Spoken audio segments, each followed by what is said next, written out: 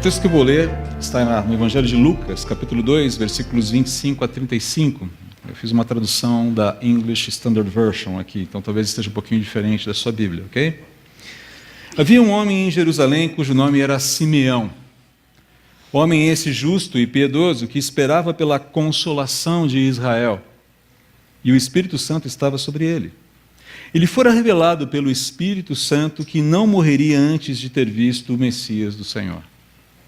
Ele se dirigiu ao templo movido pelo Espírito, e quando os pais trouxeram o menino Jesus para fazer com ele o que determinava os ritos da lei, tomou-o em seus braços, exaltou a Deus e disse: Soberano Deus, agora permita que o teu servo parta em paz, de acordo com a tua palavra. Pois meus olhos viram tua salvação, que preparaste na presença de todas as nações, uma luz para a revelação aos gentios e para a glória do teu povo Israel. E seu pai e sua mãe ficaram maravilhados sobre o que era dito sobre ele. Simeão abençoou-os e disse a Maria, sua mãe: Este menino está designado para a ruína e para a ascensão de muitos em Israel, para ser um sinal que enfrentará oposição, revelando os pensamentos mais profundos de muitos corações. E você sentirá como se uma espada lhe atravessasse a alma. Simeão é um desses personagens coadjuvantes, maravilhosamente preparados, providenciados por Deus para participar e testemunhar dos fatos cruciais da história que Deus escreve. Ele aparece só nesse momento, mas a participação dele é fundamental. Se você conhece bem a intenção de Lucas como evangelista, ele procura qualificar primeiro Simeão para mostrar exatamente que o testemunho que esse homem vai dar sobre Jesus é digno de confiança.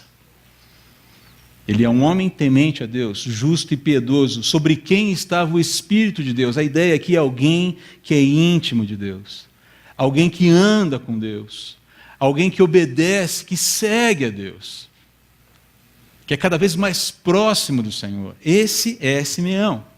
E Lucas escreve que essa intimidade foi presenteada por Deus com essa possibilidade de ver aquele que seria o Messias, aquele que é o Messias.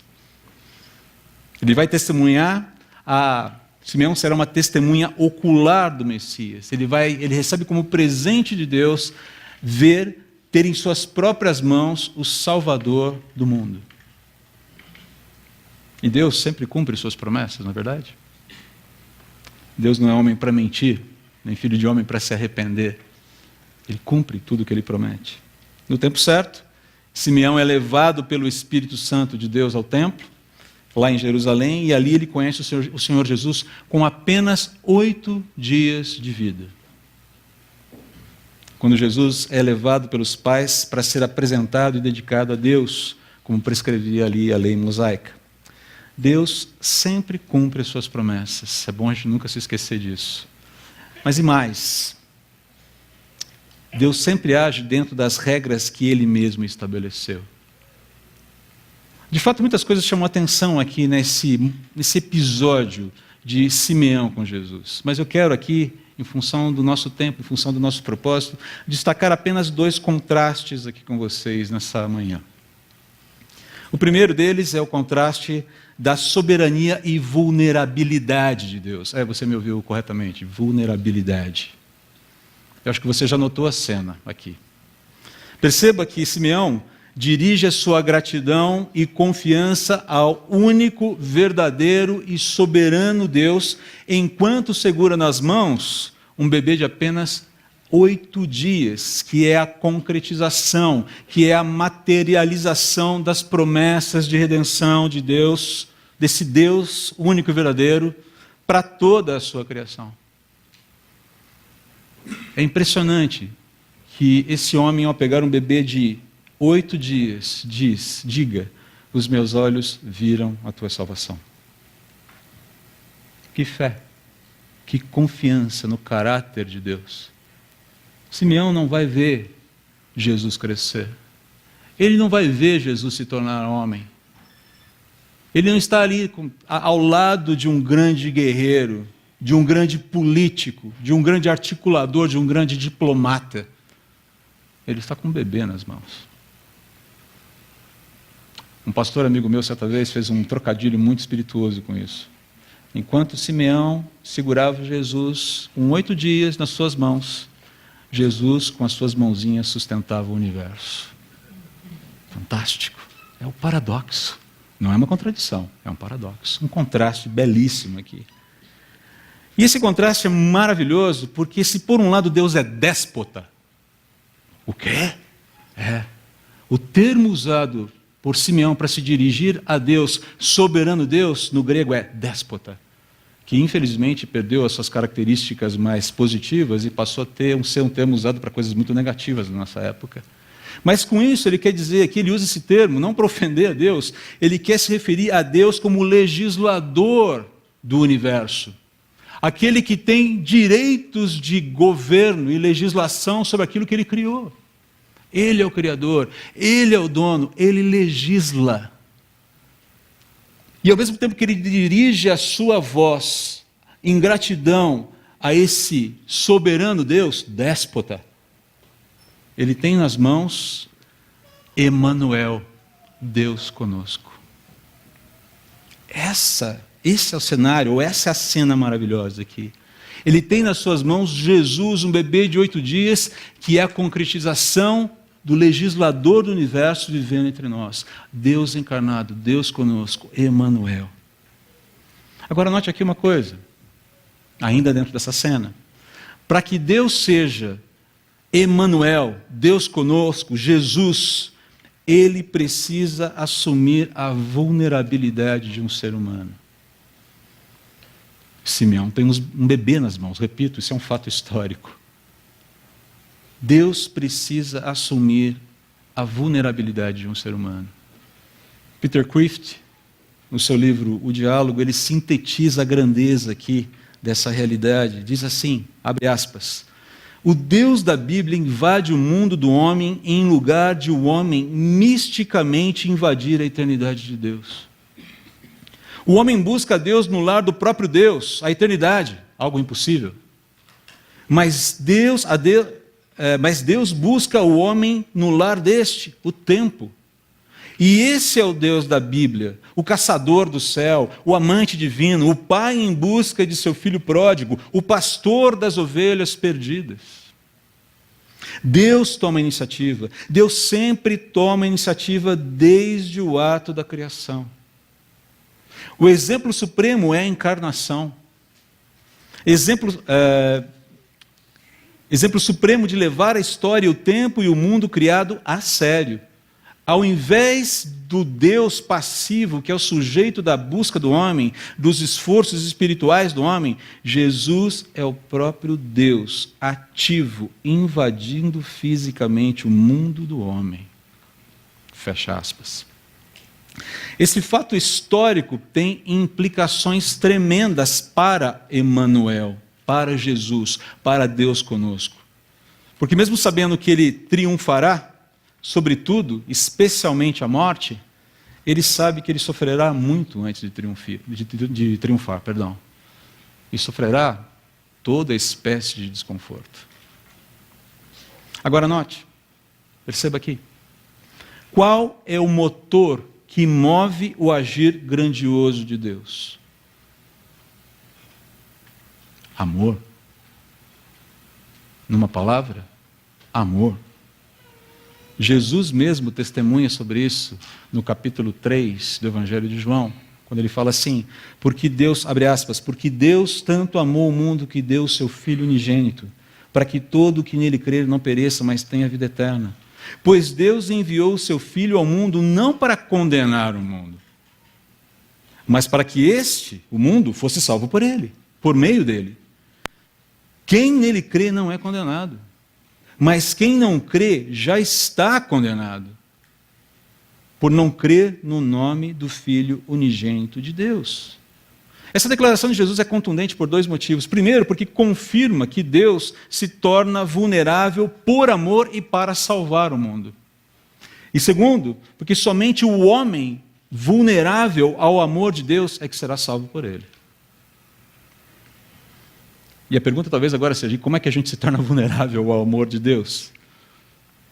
Duas coisinhas aqui. Primeira delas, crendo que Jesus é Deus encarnado, que isso não é um mito.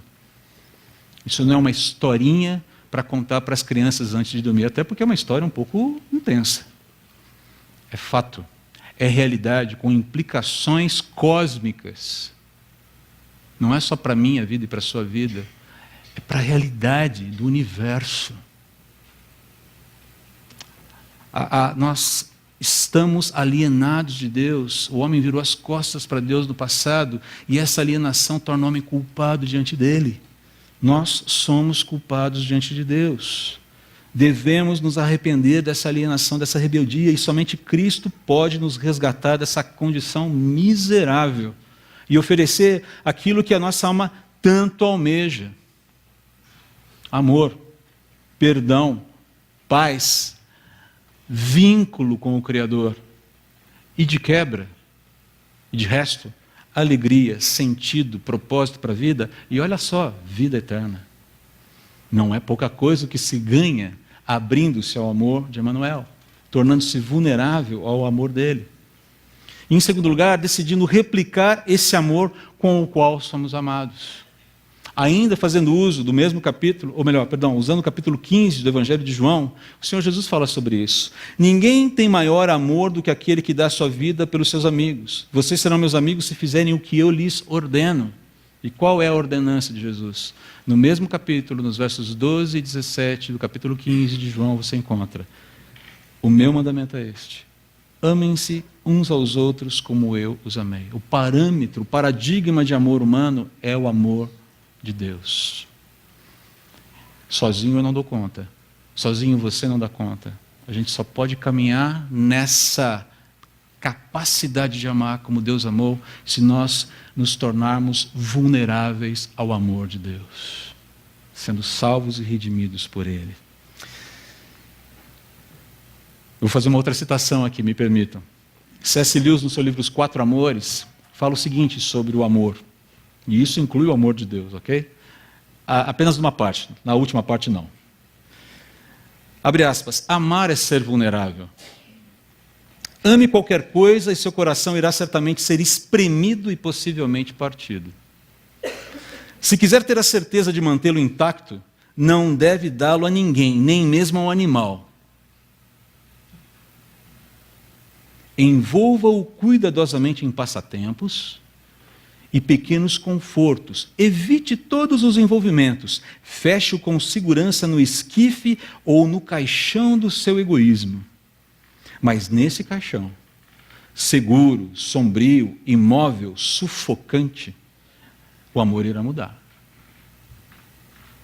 Não será quebrado, mas vai tornar-se inquebrável, impenetrável e irredimível. A alternativa para essa tragédia, ou pelo menos para o risco da tragédia, é a danação.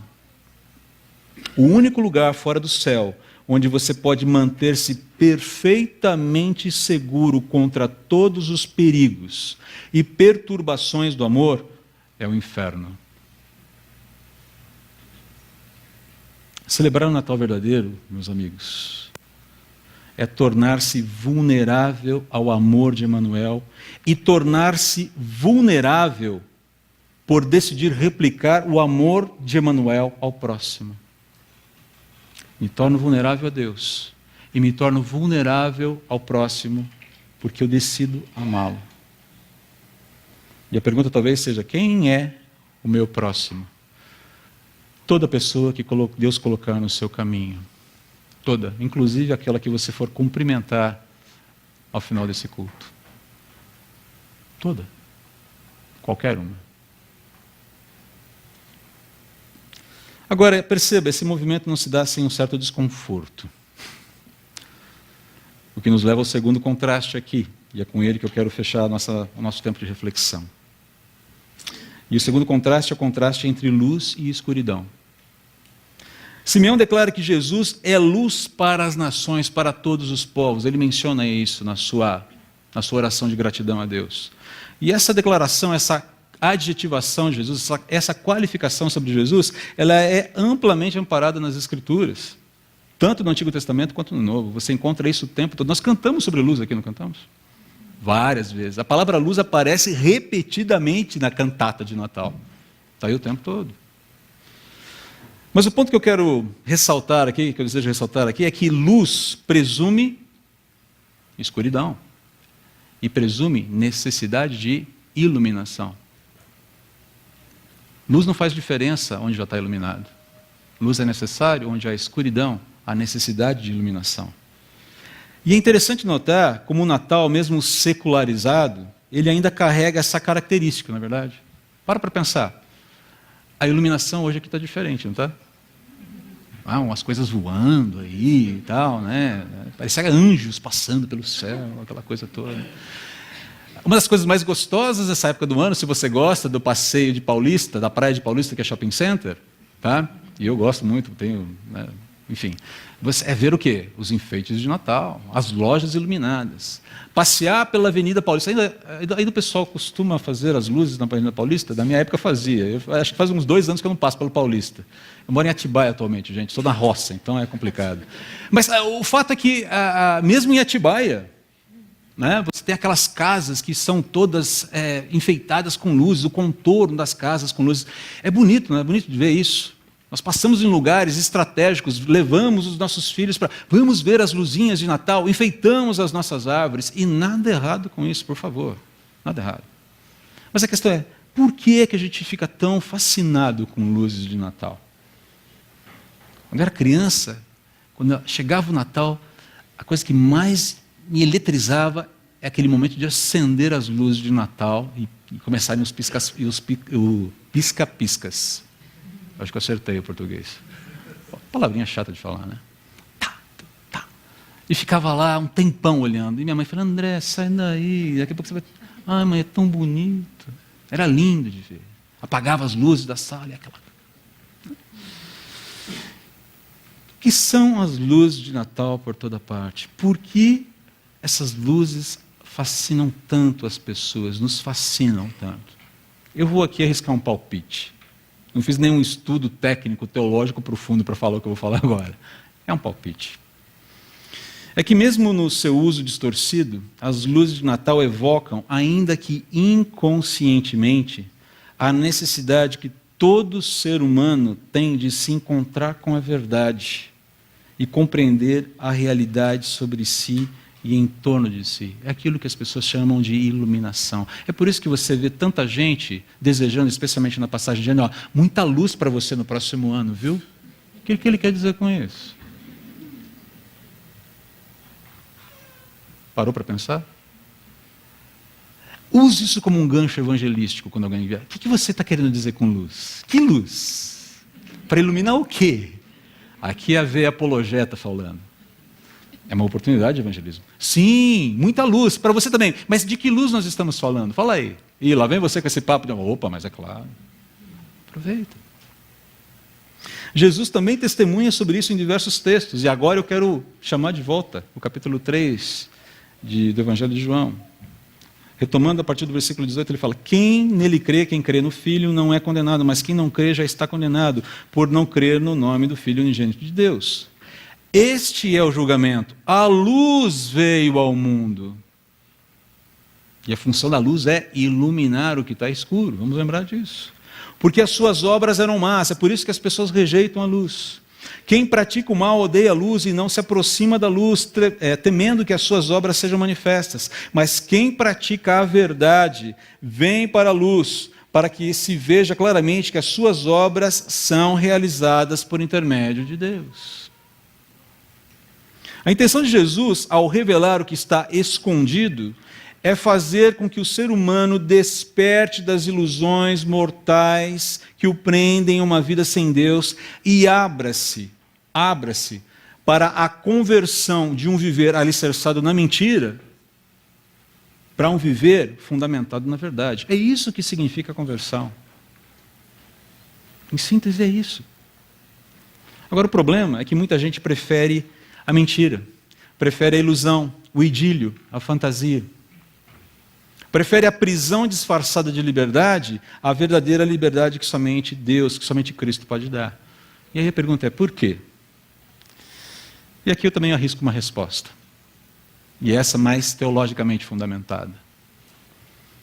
Porque na prisão disfarçada de liberdade, as pessoas têm a ilusão de que comandam as suas vidas. Elas têm a ilusão de que são felizes. Elas têm a ilusão de que são completas, de que são realmente amadas, de que são realmente realizadas, de que estão realmente em paz. Às vezes até que seja tarde demais. Resultado? Cada vez mais individualismo, violência, egoísmo, ganância, guerras, frustrações, autossuficiência, corrupção, uma coisa que nós brasileiros quase não conhecemos, na verdade. Mentiras, imoralidades, entre tantos males. Queridos, concluindo aqui, celebrar o Natal verdadeiramente, por mais que se goste de luzes de Natal, por mais que se goste de enfeites de Natal, é também tornar-se vulnerável, é sobretudo tornar-se vulnerável à luz de Emanuel. Admitir o que ela revela em nós. Render-se à fé que salva, receber a graça de Deus que perdoa e cura, e receber também o poder que nos habilita a mudar. Não é um processo fácil. Mas aqui nós precisamos lembrar uma coisa: o cristianismo nunca pretendeu ser fácil. Nunca. Jamais. Só que a alternativa ao cristianismo, a alternativa a esse amor, a vulnerabilidade ao amor de Jesus, a vulnerabilidade à luz do Senhor, a alternativa a isso é mortal. Definitivamente mortal. Então eu quero encerrar fazendo uma pergunta apenas. E apenas essa pergunta. Você que está aqui hoje, teria a coragem, você que ainda não se encontrou com Jesus como Senhor e Salvador, você teria a coragem de se tornar vulnerável a Emanuel? Você ousaria tornar-se vulnerável àquele que se tornou vulnerável por amor a você e tem poder para te salvar? A todos nós que já somos cristãos, temos coragem de nos tornarmos vulneráveis à luz do Senhor e permitir que Ele trabalhe e trate em nós tudo o que é necessário para que 2018 seja de fato um ano segundo a agenda dele e não segundo a minha agenda? Essa é a pergunta que eu quero deixar com vocês. Teríamos nós, eu e você, coragem de nos tornarmos vulneráveis a Deus conosco? Apenas, e somente apenas, quando eu e você estivermos rendidos a Emanuel, o nosso Natal vai receber um N maiúsculo no seu nome. Que Deus nos abençoe. Vamos orar. Pai, que a nossa decisão pessoal seja de entrega ao Senhor.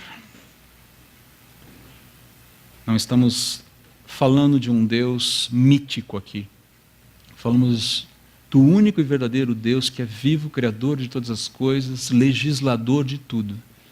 E nós te agradecemos pelo teu amor, sem condições de compreensão na sua totalidade, que te faz mover, ou que te fez mover-se da tua glória para se tornar vulnerável aqui para nos salvar. E que esse fato, Pai, contundente na história, nos lace. Que nós sejamos laçados pelo teu amor e vulneráveis ao Senhor, sejamos teus amigos, nos tornemos teus amigos e cada vez mais úteis para a tua agenda para esse mundo. Nossa oração é essa em nome de Jesus. Amém.